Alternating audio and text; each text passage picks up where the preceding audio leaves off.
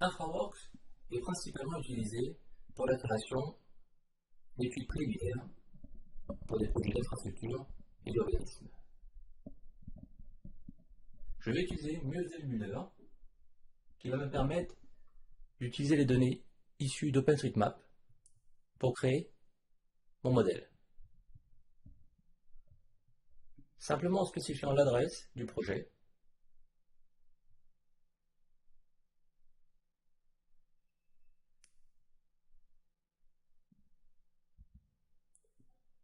je vais pouvoir ensuite zoomer sur la zone qui m'intéresse.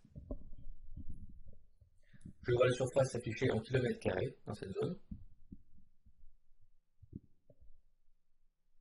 Je peux ensuite donner un nom à mon modèle et un emplacement sur BIM 360, qui est le cloud Autodesk. Je vais donc créer le modèle, ce qui permet donc de publier le modèle sur le cloud.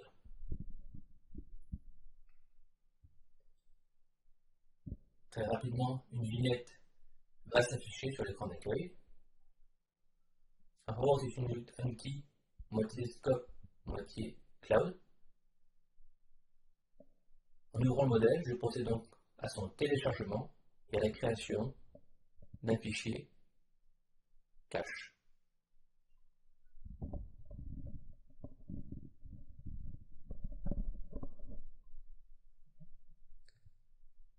Pour les besoins de cette démonstration, je vais réaliser quelques coupures pour écourter les temps de chargement.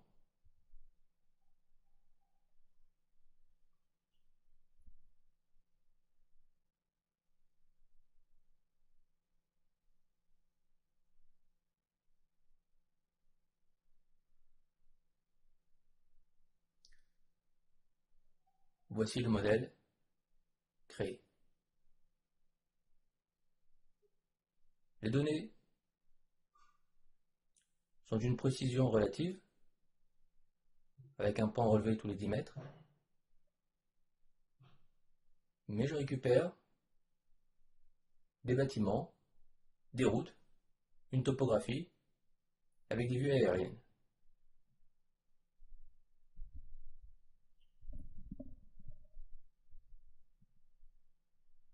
Je vais pouvoir, dès le début, paramétrer dans les options d'application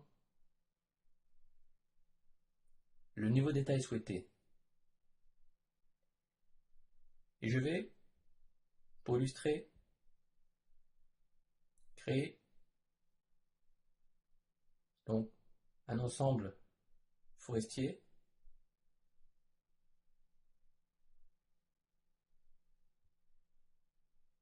et nous allons pouvoir visualiser ce niveau de détail. Depuis la palette des styles, je peux choisir le type d'arbre. Ce sont des objets 3D que nous pouvons importer de diverses applications. Il va être très aisé pour moi de gérer la densité et l'échelle. Nous pouvons remarquer la présence d'ombre. Et en zoomant davantage, on remarque que les objets sont assez détaillés. Cependant, ce niveau de détail sera au détriment d'une vitesse de navigation. J'accède donc aux options d'application et je vais privilégier la vitesse. Le premier effet sera donc la disparition des ombres et un affichage dégradé des arbres en arrière-plan. Cependant, je gagne en fluidité.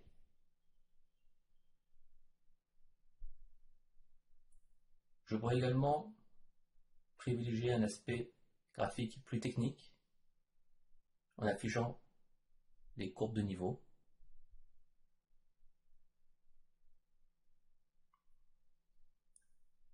InfraWorks contient de nombreuses options graphiques. Une fois que l'affichage me convient pour travailler, je vais pouvoir importer depuis la palette source de données les différentes données dont je dispose. Je vois ici tous les formats que je peux importer. IFC, Revit pour les bâtiments, des fichiers Shape, etc. pour compléter ce modèle provenant de modèle OpenStreetMap. Je vais importer donc un modèle Revit, un fichier RVT, par un simple glisser-déposer. Les données peuvent être géoréférencées, ou je peux aussi privilégier un positionnement interactif et placer donc manuellement le bâtiment.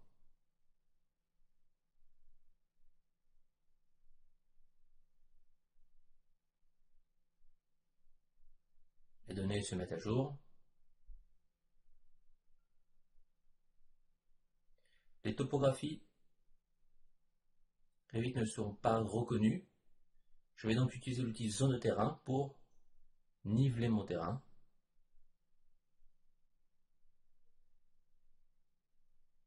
Et l'adapter au bâtiment.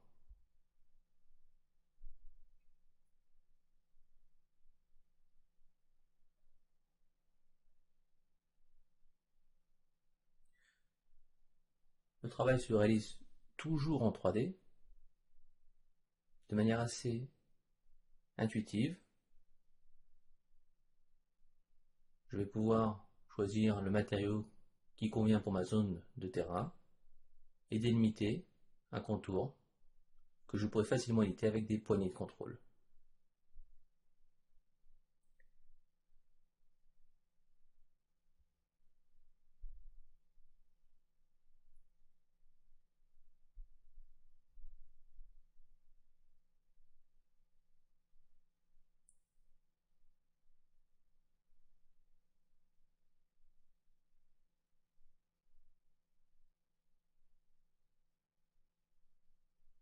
Je vois que mon modèle se met automatiquement donc à jour et je vois l'altimétrie qui va s'afficher sur toutes ces poignées. Je pourrais donc être précis en tapant donc les valeurs dans les infobulles.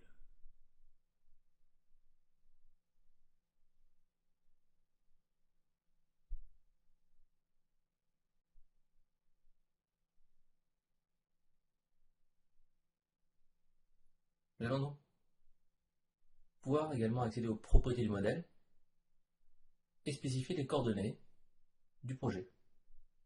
Donc j'ai accès à tous les systèmes de coordonnées utilisés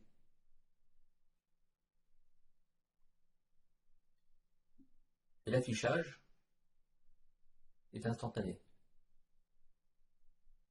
À chaque fois que mon curseur se déplace dans l'interface, j'observe en bas à gauche de l'écran donc les coordonnées. Je vois également la possibilité de spécifier le système de coordonnées de mes données d'entrée.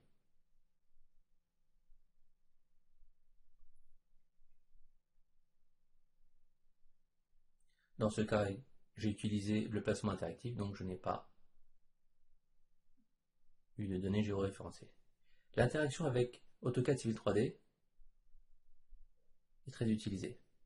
Donc c'est un lien bidirectionnel. Je vais pouvoir exporter d'InfraWorks vers Civil 3D pour compléter, apporter du détail. Mais je pourrais également donc modifier depuis Civil 3D et insérer les données modifiées dans InfraWorks.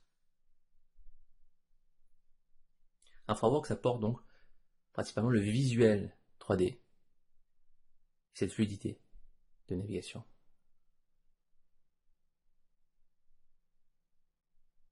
Civil 3D donc permettra par contre d'apporter tous les détails et la documentation nécessaire au projet.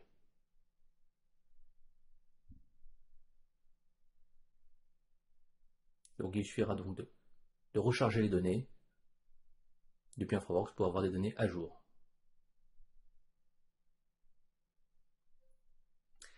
Nouveauté 2019, la connexion avec ArcGIS Online.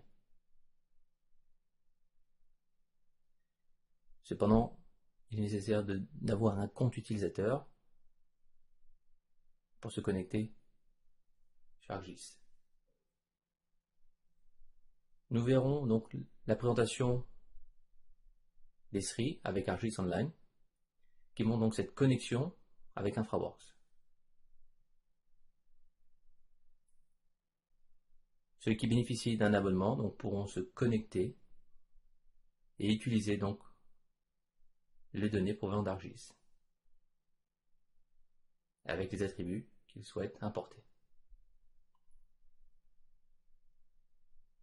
De retour dans InfraWorks, je vois que je peux encore personnaliser l'aspect graphique.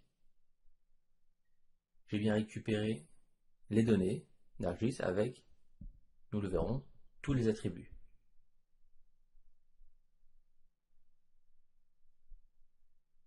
Voici les attributs récupérés.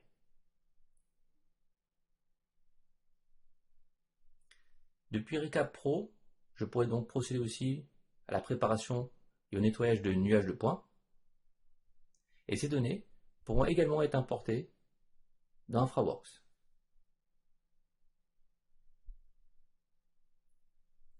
Je peux réaliser de la même manière avec un simple glisser-déposer. L'extension est reconnue par InfraWorks et l'objet est bien identifié comme un nuage de points. J'aurai accès à des outils qui permettront de faire des reconnaissances de terrain en l'occurrence. Et là je pourrai donc récupérer tous les points qui ont été scannés et identifiés comme du terrain.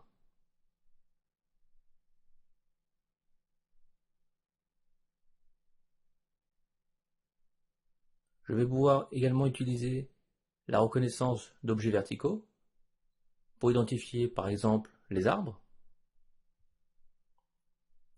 ou les panneaux d'utilisation.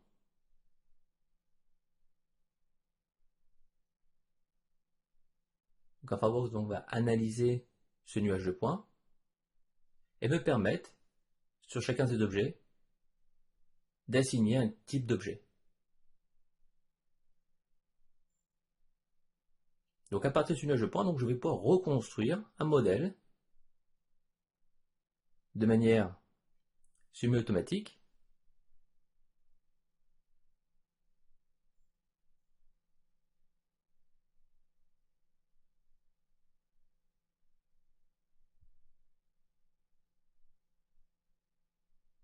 Le modèle va se retrouver ainsi complété. Les objets que je peux générer depuis ce nuage de points sont bien sûr parfaitement modifiables.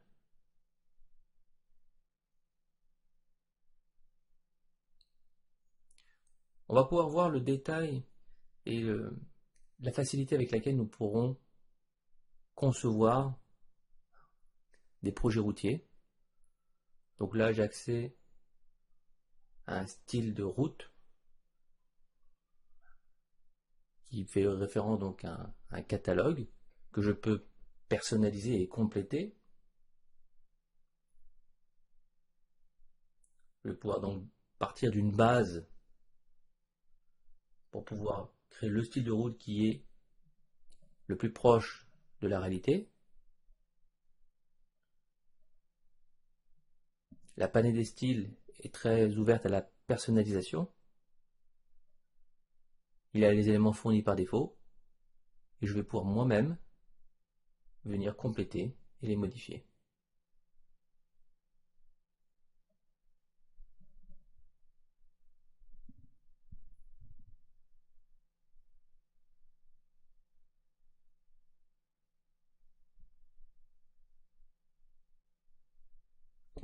Je crée donc un nouveau style. Il va être très facile pour moi d'ajouter des noms de voies, de modifier les distances, d'ajouter des bordures, des candélabres.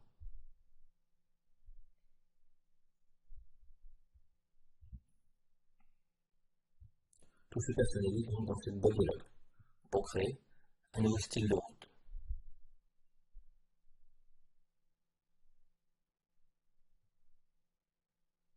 Ces objets créés fournis par défaut sont une base, mais je pourrais importer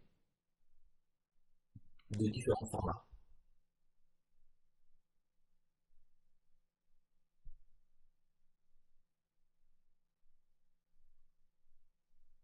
Je vais pouvoir positionner correctement les objets et bénéficier de l'aperçu pour voir si donc le positionnement me convient.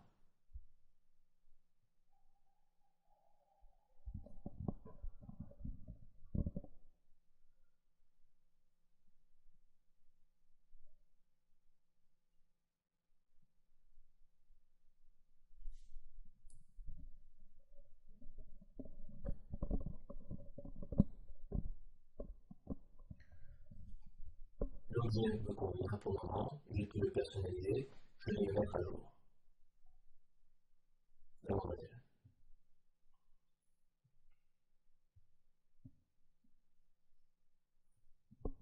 Je vais rester sur le même endroit pour le moment.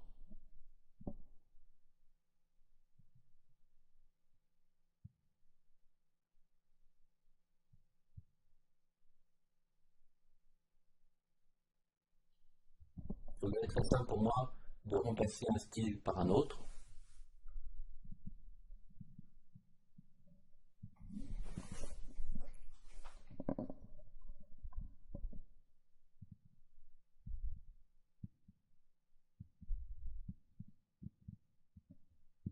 Je peux voir donc la modification s'opérer directement dans le modèle.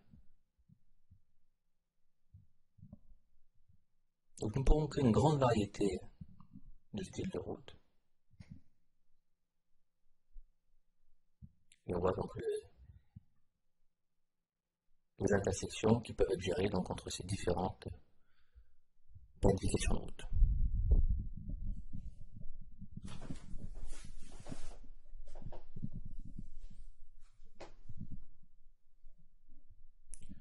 L'autre méthode pour commencer un projet, lorsque je dispose de la donnée, est de partir d'un fichier vierge.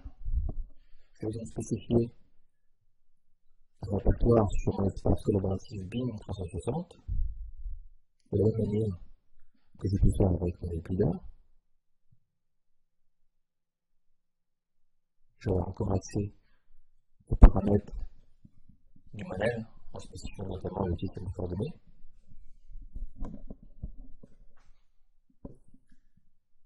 Le modèle va se générer seulement sur le cloud. Je vais donc un fichier vierge. Depuis la palette source de données, je vais, au fur et à mesure, importer toutes les données dont je dispose pour reconstruire le modèle. Je peux donc glisser le sujet de terrain. Je dois tout de suite être alerté par les points d'exclamation dans les données à renseigner. En l'occurrence, il s'agit là du système de coordonnées, des données d'entrée. C'est donc un mandat étendu sur ce projet. Et au fur et à mesure, donc, les données vont se construire, vont s'assembler. Je vais récupérer donc les vues aériennes. Par facilité, je continue sur le glisse et déposer. Je spécifie aussi le système de coordonnées de mes données d'entrée. Donc il faut quand même bien connaître ces sources de données. Et le modèle se génère. Donc je vois donc les vues aériennes plaquées sur le terrain. Et on va pouvoir procéder de la même manière pour le bâtiment, également pour la route. Donc du simple glisse et déposer. La palette de configuration de données apparaît, je vais ranger les objets dans les bonnes catégories, spécifier toujours le système de coordonnées, et je peux donc procéder à la validation pour que les données se mettent à jour dans le modèle.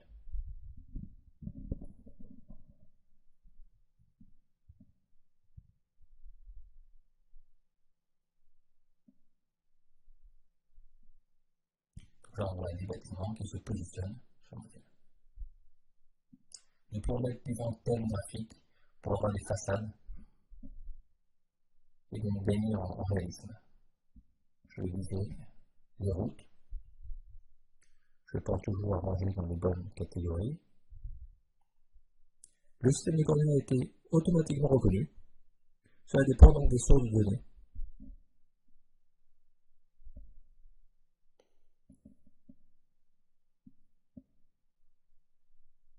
Dans le cas de ces données qui ont été importées, on va pouvoir remarquer quelques défauts, notamment quelques problèmes d'altimétrie.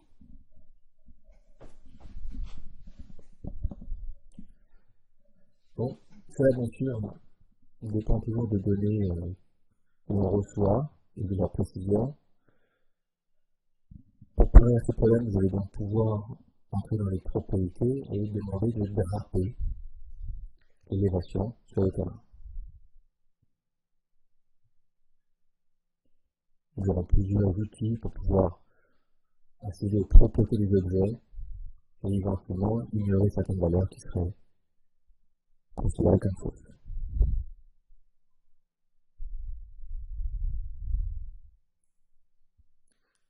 Et une fois que j'ai écouté un modèle qui me convient,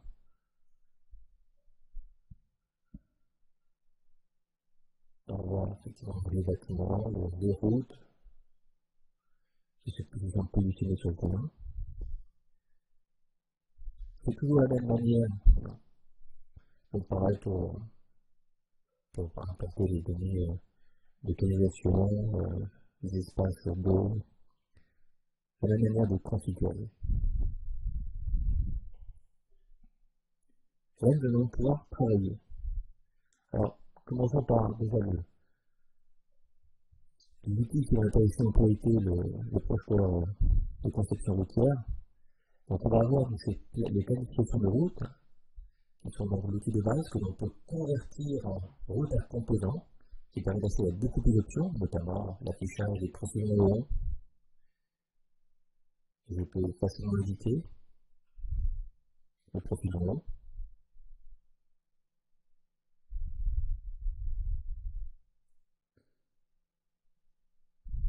Je vais donc ajouter des points de contrôle. Et on regarde donc la ligne du terme.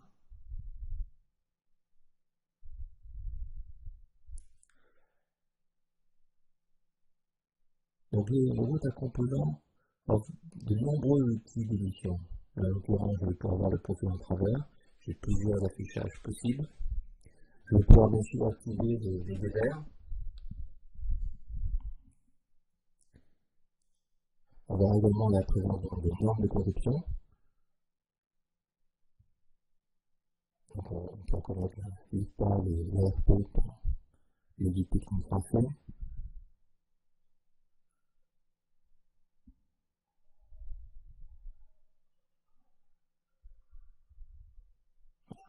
Donc je peux parcourir les différents affiches de lignes et voir les dévers.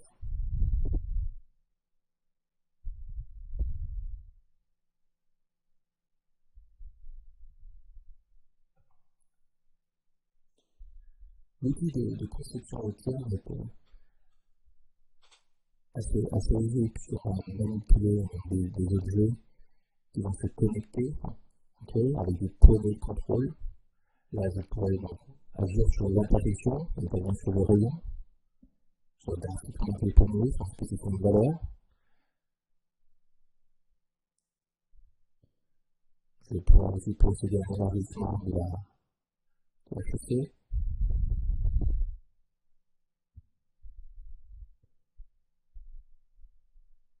C'est un outil très graphique. Tout est bien sûr paramétrable. J'aurai également la possibilité d'utiliser quelques règles de conception depuis les propriétés pour qu'ils puissent intervenir sur les rayons.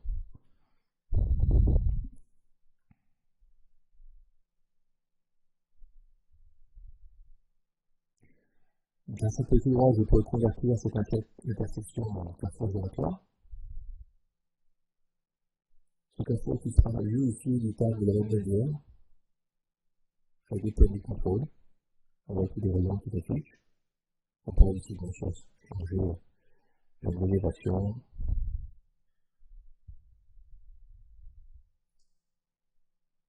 Donc un outil très graphique.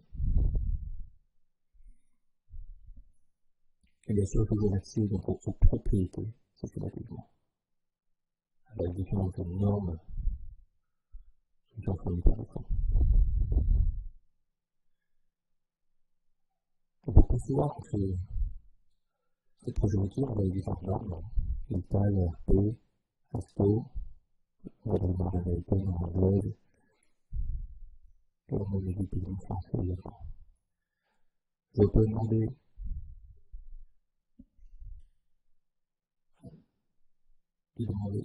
de spécifier donc une conception en fonction de la vitesse. Donc chaque objet que nous positionnons a des propriétés. Je peux utiliser comme de la distance de visibilité pour avoir une masse qui serait en instruction sur cette propriété.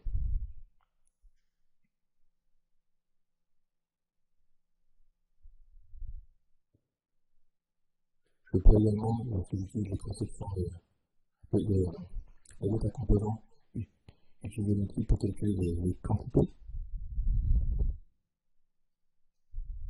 Voilà l'aspect graphique, on a aussi quelques informations techniques, des propriétés, de degrés, de rendu, de surface. Je peux utiliser l'outil de simulation, notamment la simulation de trafic. Il suffira de délimiter une zone. Et bien sûr, renseigner de l'information. Et ensuite, je vais pouvoir lancer une animation pour étudier le trafic. Pour voir si je dois revenir sur cette conception routière. Et là, je vais aller voir. Donc, la transformation sur trafic, on utilise l'outil cloud. Et on va lancer l'utilité Traffic Analyst, qui demande un peu de paramétrage. Il y a plusieurs algorithmes qui vont permettre de générer cette simulation. Alors là, il y a quand même un petit peu de renseignement. Notamment au niveau des diagrammes. On va enregistrer les tailles.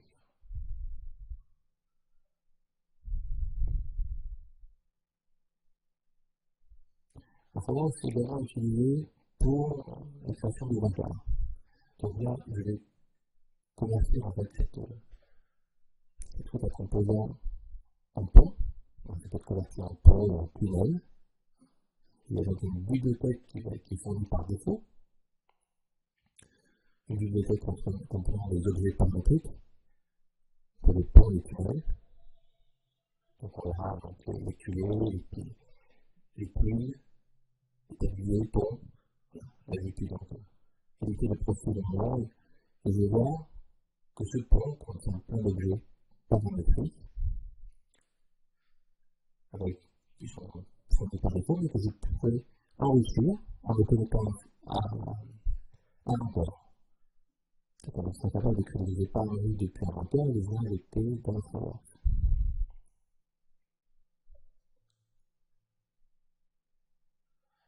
Assez rapidement, on arrive à déplacer les plumes, à rajouter, à les éviter. Ça reste un outil quand même très graphique. Donc j'utilise beaucoup le menu contextuel, le tribunal.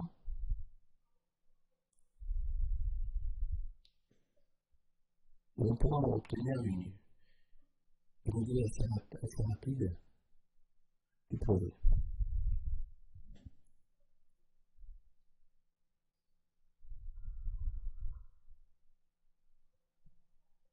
Donc, on voit que chaque composant de pont est totalement sélectionnable, on peut aussi donc ses propriétés dimensionnelles, et on peut aussi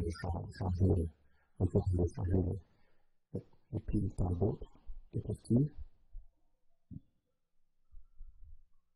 C'est des objets qui peuvent donc bien sûr être enrichis.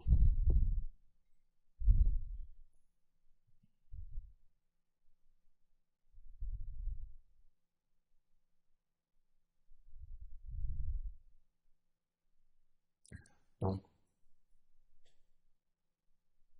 ce qu'on fait toujours au menu, le menu contextuel de l'océan, comme l'édition du profil numéro, comme pour un profil, je peux remplacer ce type de pont par un autre, pourquoi par des éléments avec plus d'objets, des voies différentes, des radars évidemment, moderne. Donc remplacer donc, un type de pont par l'autre, et l'équilibrage est spécifiquement un point de départ et un point d'arrivée, et je vais puiser dans la bibliothèque un autre type de compétence.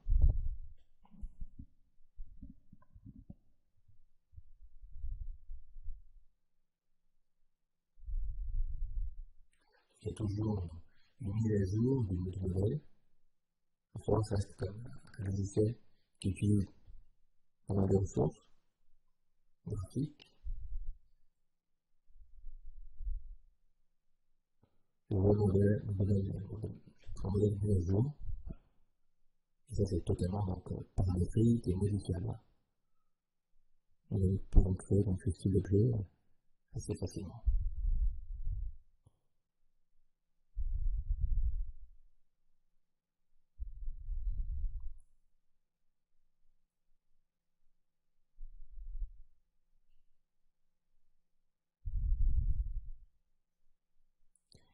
On va avoir des outils également intéressants pour l'analyse de passé versant.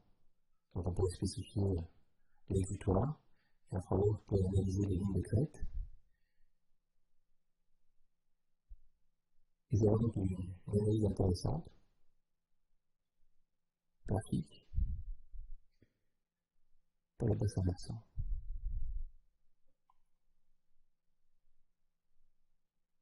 Donc il y a quand même de nombreuses opérations dans l'infrarouge qui se génèrent via le cloud.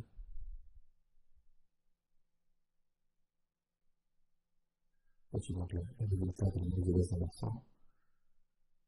Mais le nombre de style qui est bien sûr totalement paramétrable.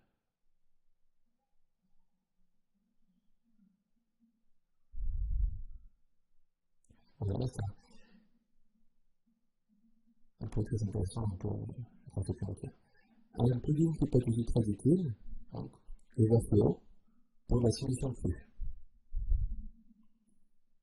Donc on va délimiter une zone dans laquelle on veut créer l'analyse, avec les points d'entrée et les points de sortie. Et le plugin, développé par un éditeur tiers, va permettre de créer cette simulation.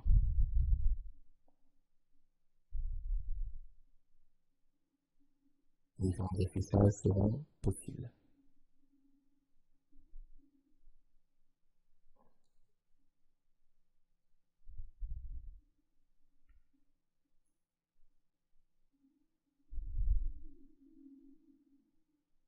Il y aura différents affichages possibles, différents thèmes d'affichage.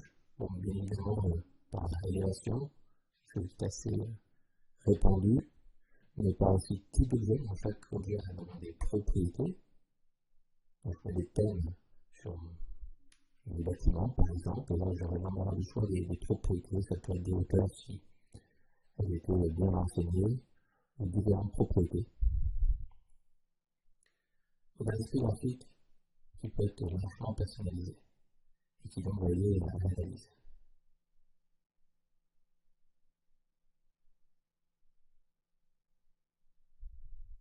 Je peux avoir des fichiers donc les contraintes, je peux voir les zones plus ou moins urbanisées.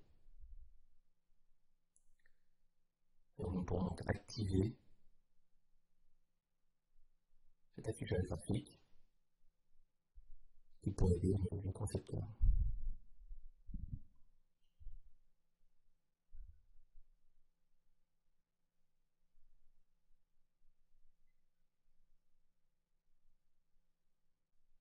Alors, plus nous sommes sur des petits modèles, plus les jours sont rapides. Voilà, le modèle est enfin mis à jour. Donc ces thèmes peuvent être activés ou désactivés à choisir.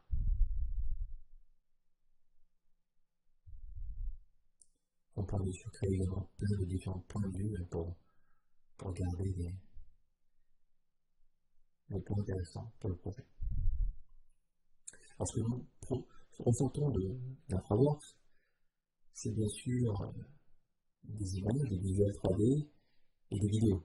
Donc on va pouvoir créer un storyboard soit en spécifiant différents points de vue, soit en sélectionnant le courant sur les routes, et c'est trop d'intérêt de trajectoire pour ma caméra, et je pourrais facilement réaliser une vidéo que je peux exporter. Alors, plus le modèle est détaillé et plus le visuel sera convaincant. Là, je suis en sélection modèle plus simple, il n'y a pas beaucoup de détails, mais on pourrait bien sûr avoir des routes très détaillées avec des talus qui soient bien détaillés, des différents ornements de route qui rendent un visuel très parlant. Donc, plein d'objets 3D peuvent être positionnés pour augmenter ces vidéos.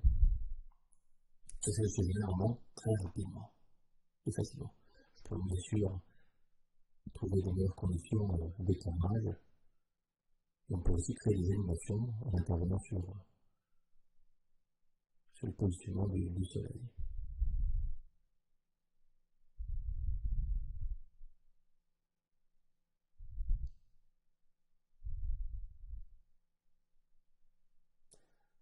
Je vous invite aussi à aller sur le site Autodesk pour voir AEC Excellence Awards qui va vous montrer différents projets qui ont utilisé InfraWorks, et vous verrez des visuels très convaincants.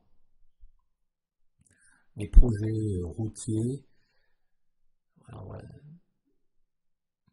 également de différents projets, on verra, il y a également dans le domaine du ferroviaire.